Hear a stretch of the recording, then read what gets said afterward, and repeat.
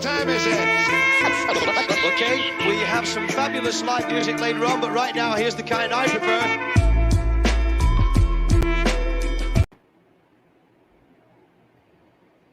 What's up? This is your boy Styles here, WestCoastStyles.com on the Tastemakers show.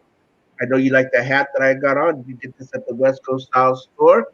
Just log on to www.westcoaststyles.com. And man, today I've got a special guest in the house. I go back, way back with this guy. Taje is in the house. And man, right? I think what is it? 2004, 2005? Yeah, man. It was at the beginning of like a lot of stuff, man. You know, it's been a decade plus. I know that.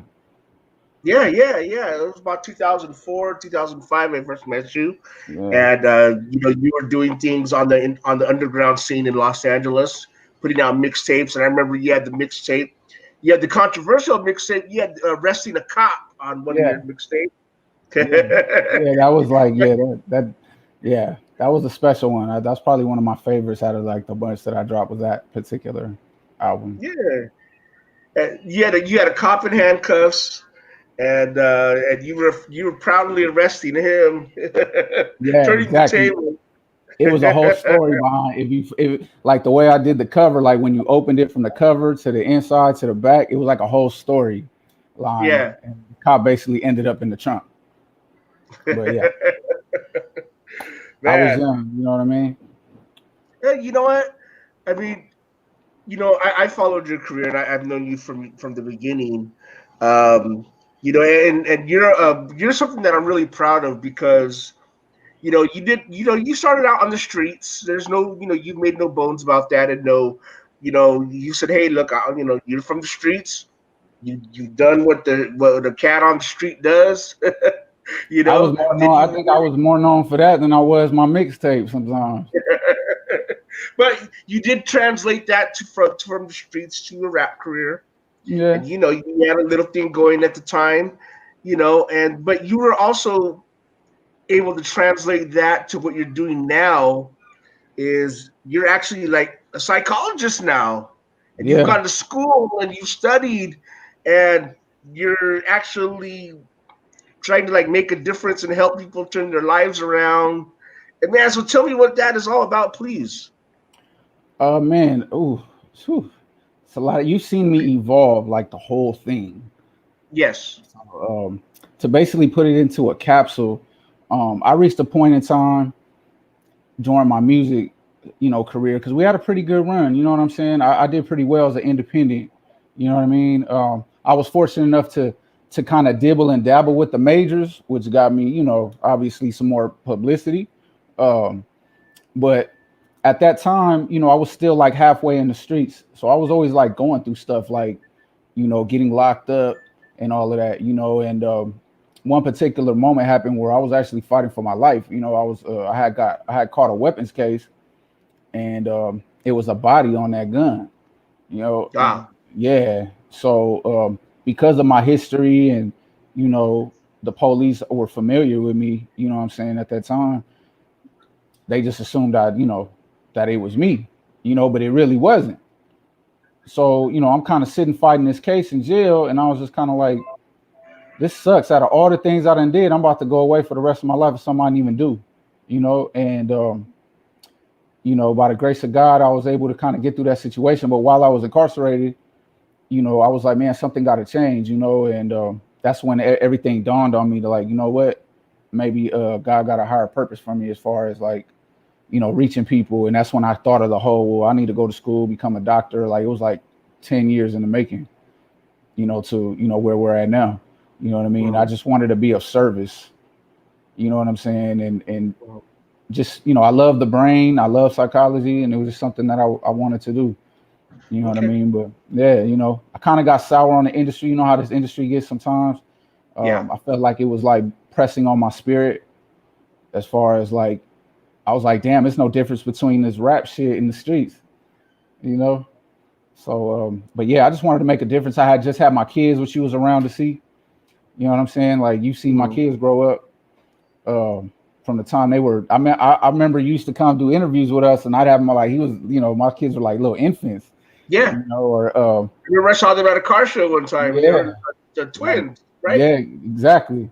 Yeah. And you know, they're my size now. You know what I mean? Wow. So, but at that time, I had just had them, and I was like, yo, something got to give. You know, at that point, I had something to live for. Before, I didn't really care if I live or died. You know what I'm saying? But when they Yeah. came into the world, I was like, all right, I gotta, you know, I gotta do something.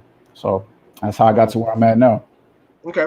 Well, let's rewind a little bit. I just want to share with you know, just for those that don't know, just how significant you were in the industry at that time.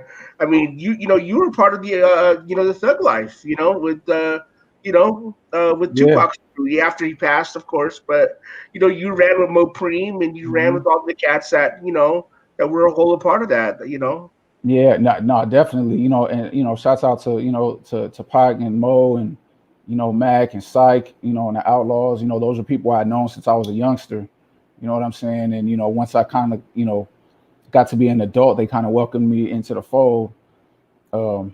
With the music stuff, and definitely kind of gave me my break. You know, as far as like making my rounds, and then of course, it went from there to Dre. And, yeah, Yeah. man, blessing. Very. I was around some people that were very impactful in the world, and I'm grateful for that. Mhm. Yeah, and not only that, but I mean, you also were working with Day One at the time, and you guys had your studio, and you were helping artists to put out their mixtapes. I mean, I was Mhm. there plenty of times, and I've seen people roll through to record their projects, and to get their things going. So you were not only instrumental in a rap career, but you were also helping others with their rap careers and their music and getting their stuff out. You know. Oh yeah, and again, that was all a blessing, because again, I got to be around, we got to be around some people, because you were there for, the whole thing. So I mean, we got to be around people who like really changed the world. You know what I mean? You're talking about people like the Kendrick Lamars and the Nips. You know what I'm saying? Rest in peace. Mhm. People like Problem. The whole TDE. You know what I mean? But everybody that was just moving at that time. Glasses. I seen you had did something with him recently. Uh, Congratulations to him. I saw he got his radio show popping. Yeah. Yeah, you know what I'm saying. But yeah, it was a lot going on. And even at that time, like, I was never a hater. You know what I mean? At the end of the day, I was like, yo, let's do this. Whoever breaks off first. And it was actually a strategic plan. Like all the prominent like LA artists at that time, because at that time, nobody was fucking with us. You know what I mean? Excuse my language. Nobody was really messing with us at that time. Um, you know, it was kind of on the heels of that whole like Pac and Biggie thing. It wasn't right after, but it was in that era, like, that Oh I yeah. would say like that 7 to 6 to 7 years where like everybody was just like FLA, you know what I'm saying? And so it was really hard for us to get on. So we all kind of came together and pushed together and was like, yo, whoever pop up first, bring everybody else. At least that was my understanding. So I was just like, yo, I'm just gonna play my part. And I got to see a lot of crazy things, a lot of people like flourish, man. Like, and that's why like a lot of people don't know how close we all were, you know what I'm saying? And some of us, still are, at this time. Um, that that generation, like if I was to say like our class, how people are like our class of whatever, that you kind of graduate with, Mhm. like I feel like I'm very proud of that class, that generation, because a lot of like powerful things came out of those groups that that we were all together kind of cultivating. You know what I mean? From broadcasting to what you're doing to like being some of the most famous artists on the planet. Like we did that, you know what I mean? And I'm Yeah, proud we I was sure able to be part of did. it.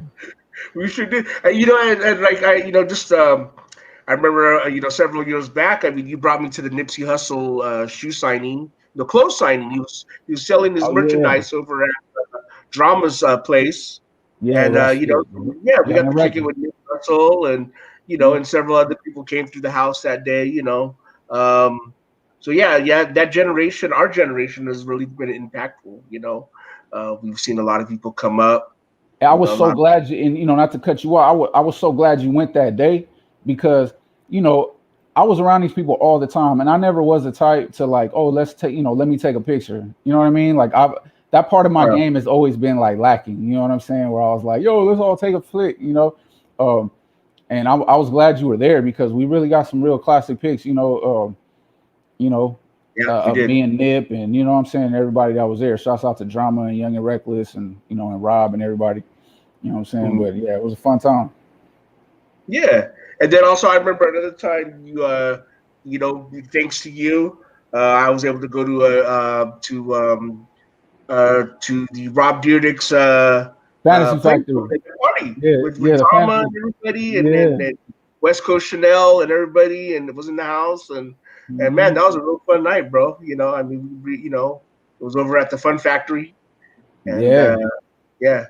Yeah, I So a remember. lot of people, Yeah. I'm saying all this because I want people to know how connected you were.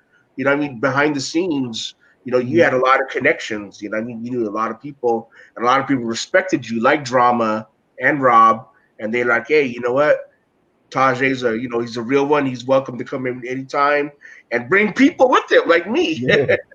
Yeah. And again, I was like, yo, let's have fun, and again, Yeah, it was a blessing that, I was able to get that my work was able to get recognized by, some great people, you know what I mean? Some people that, like I said, and I always say, they changed the world. Like these people literally changed the planet. You know what I yeah, mean? yeah. That's dope, man. Um, so you transitioned into a career now where you help people. Right. Um, how did you go to? What was the schooling like? How long did you go to school for that? Like, Shoot, I'm what still in school. I'm actually I'm finishing one of my doctorate degrees now. okay, Um, but it's been almost a decade, like okay. 10 years strong. I like when I decided to go, I dove into it. Like Mhm. I didn't take any breaks. I was, taking full schedules, while I was doing this, music stuff and, being behind the scenes and, things like that. So that in itself was a journey, like Yeah. just going to school and it took me to humble myself too, which Well, is why I did, I'm glad I did that. what degrees do you hold right now currently? I have a behavioral science degree. I have a psychology degree. Mhm. I have a master's in marriage and family therapy, Wow. and my doctorate is in clinical psychology. Wow. Dr. Taje Moreno, Yeah, PhD. right. Who would have thought that shit? You know what I'm saying? Amazing, man. You know what? I don't understand why you don't put that on your titles sometimes. Oh, it's coming. You know what I'm saying? It's coming. I'm waiting on some paperwork to get back. You know what I'm Okay. saying? Okay. And no, Yeah. definitely. That's one of my dreams. Just to be able to refer to myself like that. Because Yeah. I never like when we were doing those rap CDs and you couldn't. If you would have told me that shit, I would have laughed. But that's dope though. So you've got this. Do you have your own practice now, or how's that? What's that about? Yeah, yeah, I do. I have I work independently. I also do a lot of Okay. work with a couple agencies on the community level. Like I go to like the different high schools. I've been working a lot in Compton, kind of getting you know, I never left the community. You know what I mean? I mean, Yeah. obviously, I was blessed enough to move out. You know what I mean, and kind of make a life for myself. But I never left. You know what I'm Mm, saying? So, uh, because I have these degrees now, I'm able to kind of work with some of these agencies that are really like doing the organic footwork. Like all the shit that people talk about, like like the politicians. What they're gonna do. yeah. People like that run these agencies. They're not waiting for legislation. They're not waiting to see who gets voted in. They're like going out there. We're out there. Like I go to these schools and I hold psychology groups and and just talk to the at-risk youth. You know what I mean, and try to get them in a better space. I was doing some stuff with I speak at colleges. I've helped thousands of kids like through college. Wow. That's one of the proudest things that I'm proud of is that I literally have helped thousands of kids get through college and high school, and kind of like turn their lives around. And yeah, it's good. It's good. You know what I mean? Mhm. Trying to make up for some of the, my earlier life. It is what it is. Yeah. So to do what you do though takes a lot of patience because it takes a lot of listening, and it takes a lot of and then when you listen, then you speak, and you have to say the right things to help this person. Uh, am I right? Yeah, no, definitely. It's definitely a skill set. It's more than just kind of just sitting there and like, oh well, I'm gonna give you some advice and I'm gonna hear your problems. Like there's theories that are involved with this. There's behavioral interventions and like real like models and things like that. It's a real skill set. It's like anything else. Um, it's like playing sports with the brain, basically. You know what I mean? So definitely something that, although I've always been the person that people come to for things, as far as like advice and stuff like that, even like in the music industry, even before like I had all this kind of doctor stuff going on, I was always kind of like that person that people would come to, and I would listen to them. You know what I'm saying? So it just went perfect with how I was already, and the things I learned in school, Yeah. because that's the thing I tell people. A lot of people are like, oh, you don't need to go to college to make money. This is true. This is very true. I mean, you're a witness. I made a lot of money without going to school. You know what I mean? Mhm. So it wasn't necessarily about that, but the things that made me grow as a person, with my skill sets as a psychologist and as a person, were enhanced by school, like big time. And and I got to be around people that I wasn't normally around. Yeah. What's been the biggest challenge you think in because like you said you've worked with a lot of kids and a lot of youth and stuff like that. Uh, what's been your biggest challenge in dealing with these kids? So, like, what's the biggest problem that we face? A lot of these kids don't see no future in nothing. Like, like a lot of these kids aren't even thinking about that. You know what I'm saying? And, you know, they're dealing with very adult problems at a very young age. Hmm. These kids, their parents are incarcerated a lot of the time. The people that are looking out for them are people that are themselves caught up in street activity. You know, so initially, when you're trying to build rapport with some of these kids, they have this wall up, because they've been disappointed so many times, or they don't really see a way that they can, you know, make it out. So it gets to the point where they just disassociate. So kind of getting them to care about themselves, because Yeah, if you don't care about yourself, you're not going to care about the next person. That's why it's so easy for us to fall into gang violence. If you notice, when dudes are gang banging, who are we killing? We're killing other people that look like us, that dress like us, that like the same music as us, that walk and talk like us. Whether you black, brown, or whatever, you know what I mean. mhm. So I would say that's the hardest part, is just kind of getting that light to kind of flash on. But once it does, man, these kids are geniuses. Um, Yeah, I mean, thankfully, they tend to look at me as somebody who has been through it, because I have. I was those kids. You know what I'm saying? And that gives me some extra like pull with them. yeah, Because a lot of times I was that youth that people were trying to reach, and at the end of the day, I was looking at them a lot of the times like, you ain't never been what I've been through. You ain't been shot. You ain't been, you don't got to worry about getting killed when you're walking to school and stuff like that. I hear what you're telling me now, but how is this going to serve me as I'm walking home?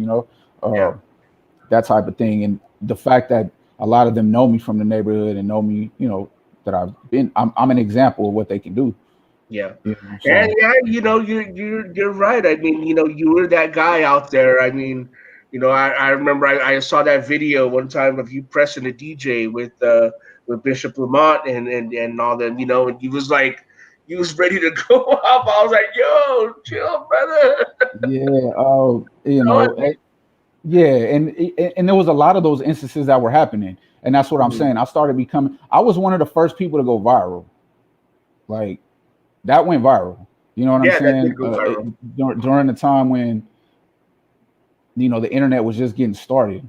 You Yeah, know, and although those were fun times in my life, they were dangerous times. At the same time, I look back sometimes, I'm like, damn, I kind of helped start a negative trend. Especially around my area. I saw the DJ years later, hmm, that we did that. yeah. That That that you a blew up on. situation occurred with, and you know I was able to apologize to that man. You know what I'm saying? And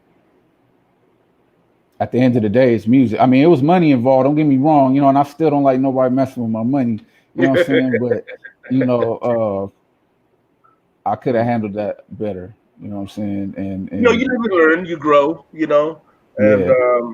you know, Thankfully that didn't, because it was on tape. I didn't know that was being taped because I was never that dude that was like, yeah, tape this. yeah. You know what I mean? If you notice, I never was like that. I never was like, oh, take this. It was always like somebody, you know, on the side, or, you know, because there was many times we go to the club. That's what I was saying. Like, I started looking at my rap career. I was like, damn, like people would say things in interviews, and I'll show up to the club. Me and the homies go to the club, like, yo, all right, oh, you got a show at this place? Okay. Well, we've been meeting you in this parking lot. I know. Some of those are my interviews, and I was like, "Damn, man." Yeah, and you know, we were risking a lot of us. You know, Taje, the boys pulled up on some of you over some shit said on my interview, man. Damn, you know. and you know, I look back at those things. I'm just like, man, we was tripping, but you know, you live and you learn. Thankfully, we were able to get out of that without jail time or somebody getting hurt. Yeah, but it does. You know, I mean, everything happens for a reason, and you're able to use those experiences now with the youth and the people that you try to help. Absolutely. You have this thing called Healing Is Gangsta. Mm-hmm. Oh yeah. You know. Oh yeah. You know, and explain Healing Is Gangsta for me, please. Healing Is Gangsta is something I came up with Dame Dash. Part of my journey of doing this whole psychology thing is I ended up on some reality shows. You know, kind of. I ended up like on Growing Up Hip Hop, some of the reality shows, and I got to cross paths with people like Dame Dash, and we obviously we know a lot of the same people. You know what I'm saying? So I did a series of episodes with Dame on national television on the We Network, and word started getting around. You know, he did his research on me, and he was like, "Yo, like, damn, I didn't know you was like a street cat like that." I was like, yeah, because I didn't say nothing to him. I was trying to be more, I wanted to represent myself professionally. And, but he did find out, it's not hard to find out about that. And it's nothing I shy away from, but it's, at the same time, I'm like, oh yeah, check me out. I'm a street, dude, but he did his due diligence and found out I was a real one out here. And that piqued his interest as far as, what I could do on a hip hop level with therapy. And, we got to meet, and I discussed my plan with him of things I want to do, incorporating the culture with this therapy and kind of not making it such a taboo subject as far as being mental health. Thankfully, people like Charlemagne are pushing mental health, even Debbie Dev, shouts out to Debbie Dev, she's been doing her little thing with the meditation and, writing books and things like that. Really making a difference. So he felt it, and he was just like, yo, like, let's get it. Like, what do you want to do? I was like, well, let's get it. Set up the cameras. Let's go.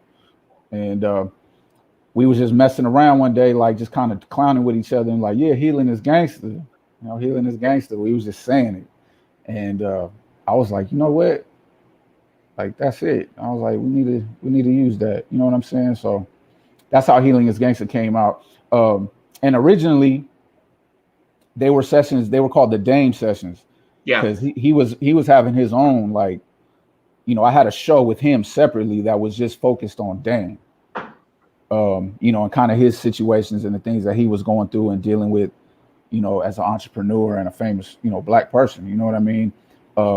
Then it segued into what I do, as far as having different guests. I've had, I finished the first season. I'm going to start filming the second season very soon. It's just with COVID and everything, it's kind of, changed some of the scheduling behind that. But during the first season, I got to interview some very great guests, friends of both of ours, people like Badass, rest in peace. I had got his last interview before he passed away.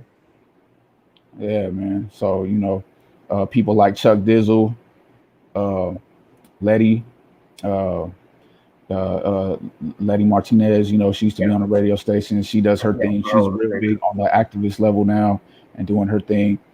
And shouts out to George, her husband. You know what I mean? He's one of the creative minds behind Nipsey Hussle. So, and just a lot of different, types of people on the show, that we all came from the culture though, whether they were from the East Coast, the West Coast, something I'm very proud of. And I look forward to the second season, making it better. What exactly do you do on these shows? Serving? Are you doing a session with your Yeah. guests? Yeah. Okay. Yes. Basically, I mean, it's never like therapy sessions are different when the cameras are not on, Hmm. obviously. So, when there's cameras on, a lot of times I was doing them in front of crowds. You know what I mean? So it's a little different dynamic, when there's cameras on you and there's a crowd watching you and you're Yeah. talking with people about very sensitive things, to them. Uh, and basically, the way I would do it, it was kind of like an interview slash therapy session. Basically, they would talk about themselves, where they came from, what are some of the things, good and bad, that influenced them, to Hmm. be who they are now. And a lot of guests that came out of those interviews, came with new revelations about themselves, and things that they went through that they never dealt with before, consciously. Yeah. Anyway, so yeah, it's basically a therapy session. You know what I mean? And um, like I said, it's a blessing to do it. Mhm. Well, For let me people ask you to this. improve themselves. So you've helped kids and you've helped youth, at-risk youth. You have the TV show where you have, you do sessions with your guests. Do Mhm. you also do sessions with people in the entertainment industry, like personally, like, hey, Mhm. no cameras, nothing, let's talk, and man, help me, bro, Oh yeah. Oh yeah. Like I said, that part of it hasn't changed. The industry folk always came to me. But I'm not talking about advice. I'm talking like help me get No, through no, this. real therapy sessions. Yeah, yeah. Oh Okay. yeah. Yeah, yeah. No, no, definitely. That's what I'm saying. Like through the different people that have been pushing mental health, mental health has started to become a trending topic. Um, amongst the younger people now. Especially people that come from areas that are historically oppressed. Or people that are dealing with communities that historically deal with violence and lack of opportunity and things like that. So now that those movements have, started kind of igniting themselves, I think people are, including the hip hop community, are more comfortable with sitting and talking about their problems, whereas before, especially in the hood, like, forget the industry, in the neighborhood, like, it gets to the point where you can't show no weakness. You can't show your emotion, even though you're going through shit. You know what I'm saying? And and people are dying. Your parents is getting locked up. You going through violent things all the time. Like it's a lot. And we gotta like just kind of suck it up, especially as men. We're not allowed to kind of like express ourselves emotionally and say, "Yo, man, I'm going through something." So I'm glad that things are starting to kind of change away from that. Yeah. So definitely, no, it's a lot of people in the industry that I deal with on that level. Yeah. Well, I see it all the time, and we see it all the time in the hip hop world, where you do have to kind of be that macho thing and masculinity, and you can't Yeah, show no weakness, and if you do, you're a bitch or whatever like right. that. But I mean, but for the sake of the mind, I think some of these walls have to come down. And you kind of have to, Absolutely. you know. Absolutely. If you think about some of the artists, that we both have been around, right? And some of the most celebrated artists, the ones that I see that people like attached to, and I'm not talking about artists that have like a hit record or oh, that's a nice song or none of that. I'm talking about where you attach to them. You know what I mean? Where like you feel like these people. I often Mhm. find that those artists are artists that make you feel something or they take you back, it's something that you can relate to in their life that you can relate to yours. You know what I Mhm. mean? That's why listening to music, listening to somebody like Nipsey talk about his journey, listening to somebody like Tupac, or even the little homie, the little dude X that passed away a couple years back.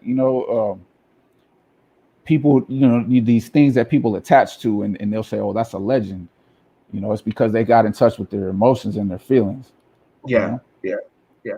Yeah. And I think that um, we kind of have to do away with some of these stigmas. And that's why I like your title, "Healing is Gangsta," because you're showing that it's gangsta to be healed in a way. That's how I took it, at least. Yeah, no, Um, absolutely. Because that's really the most gangster thing that you can do, or the scariest thing that you can do, is face yourself and really be honest with yourself. about where you're at and how you're looking at things and how things that you're doing are affecting you and where you're at in life. That's the bravest thing you can do is face yourself, because a lot of times we put up the smoke and mirrors even with ourselves. Like we Yeah. don't want to see what's there, or we don't like what we see in the mirror. You know what I mean? So, for people that don't know, because I've had to explain that before, when they hear gangster, they're like, oh, okay, well, how do you associate this negative connotation with something like Taje? My thing is like, gangster is not just about, going outside and causing mayhem. Gangster is, how, if you take care of your kids, that's gangster. Yeah. If you Oh yeah. take care of your family and, you take care of your circle and the people around you and make sure everybody flourishes, that's helping you do your thing. And, that's gangster. Got it. Yeah. I totally understood it right away when you were trying to come. Yeah. And that's why I thought the title was pretty clever. And like I said, to me it came off as, hey, there's nothing wrong with healing, nothing wrong with getting yourself right, nothing wrong with these type of things that are normally Nothing considered wrong weak. with saying we need help. You know what I'm saying? There's nothing wrong with saying you need help. Yeah, yeah. So, um, what channel are you guys on? Like, what station? Where can people watch your shows? That show in particular can be watched. I mean, obviously you can go on YouTube and Yeah. check out different clips and episodes.